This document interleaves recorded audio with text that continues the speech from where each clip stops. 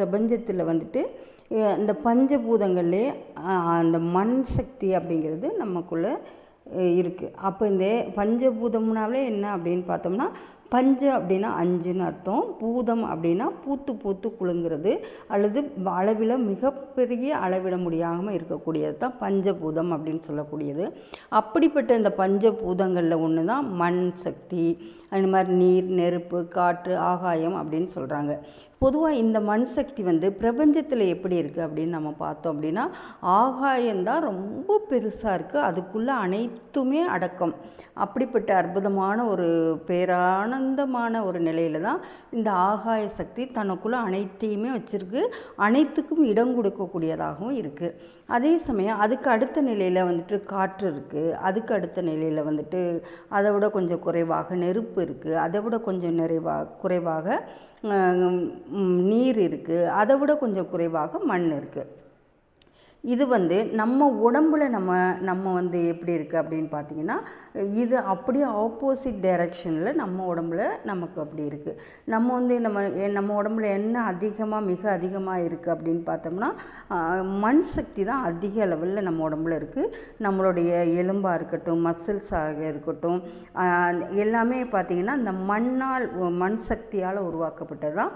அதே மாதிரி ஒவ்வொரு பூதங்களும் சேரும் பொழுது அதனுடைய தன்மைக்கு ஏற்றபடி இந்த மண்ணை பேஸாக வச்சு தான் உருவாக்கப்பட்டது தான் நம்மளுடைய இந்த உடம்பு.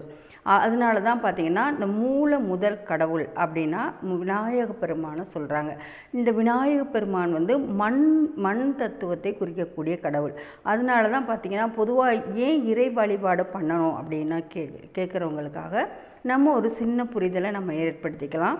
பொதுவாக இந்த இறை வழிபாடு அப்படின்னு நம்ம எடுத்துட்டோம் அப்படின்னாலே என்ன நடக்குது அப்படின்னு பார்த்தோன்னா, இந்த மண்ணிலிருந்து தான் நம்ம தோன்றியிருக்கோம், மறுபடியும் இந்த மண்ணுக்குள்ளேயே தான் நம்ம போக போகிறோம். இப்போ நம்ம உடம்புலேயும் மண் சக்தி தான் அதிகமாக இருக்குது.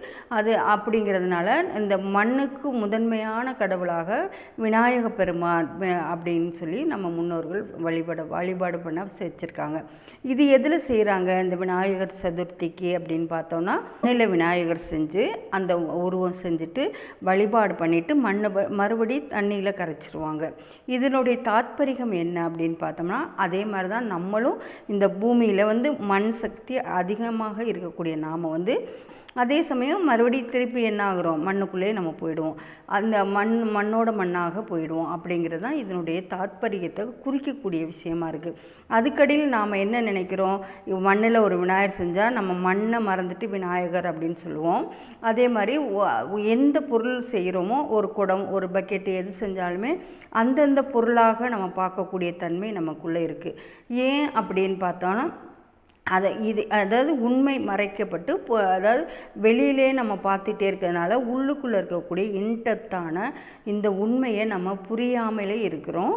இது புரியாமல் ஒரு மாயை மாதிரி இருக்கிறோம். அதே மாதிரி தான் இப்போ நமக்குள்ளேயும் இந்த உடம்பு அப்படிங்கிற இந்த மாயையிலேருந்து நம்ம வெளியில் வரணும் அப்படின்னா, இந்த மாதிரி வழிபாடுகளில், அதாவது மண்ணில் செஞ்ச உருவம் எப்படி மண்ணாகவே போடுறது அப்படிங்கிற மாதிரி இந்த அழியக்கூடிய உடம்பு அழிஞ்சு போயிடும்.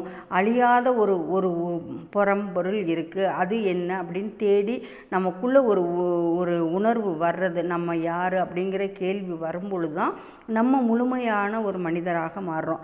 அப்படிப்பட்ட ஒரு அற்புதமான விஷயங்களில் ஒன்று தான் இந்த விநாயகர் வழிபாடு அப்படின்னு சொல்லக்கூடியது. இந்த விநாயகர் வழிபாட்டில் பார்த்திங்கன்னா கணபதி, இந்த அஷ்டதிக்கு விநாயகர் மந்திரத்தை சொல்லி வழிபட்டோம் அப்படின்னா அதீதமான நற்பயன்களை பெற முடியும். அப்படிப்பட்ட அற்புதமான மந்திரத்தை பற்றி அகத்தியர் சித்தர் குறிப்பிட்டிருக்காங்க. ஓம் க்ளீம் அங் உங் ஹென் அப்படிங்கிற இந்த மூல மந்திரத்தை நம்ம 108 தடவை சொல்லி வழிபாடு பண்ணணும்.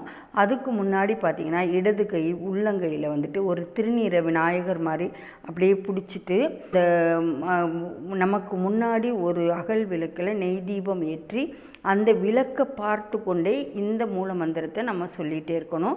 அதாவது குறைந்தபட்சம் ஒரு 108 முறையாவது நம்ம சொல்லணும். சொல்லி முடித்ததுக்கப்புறம் தீபம் காமிச்சு நம்ம சாமி கும்பிட்டுட்டு அந்த திருநீரை எடுத்து நம்ம நெற்றியில் இட்டுக்கிட்டோம் அப்படின்னா அதீதமான நற்பயன்கள் நமக்கு கிடைக்கும் அப்படின்னு நம்ம சித்தர்கள் சொல்லியிருக்காங்க. அப்படிப்பட்ட அற்புதமான விஷயத்தை நாமளும் தெரிஞ்சு பயன்பெறுவோமே. நன்றி. இன்புற்று வாழ்.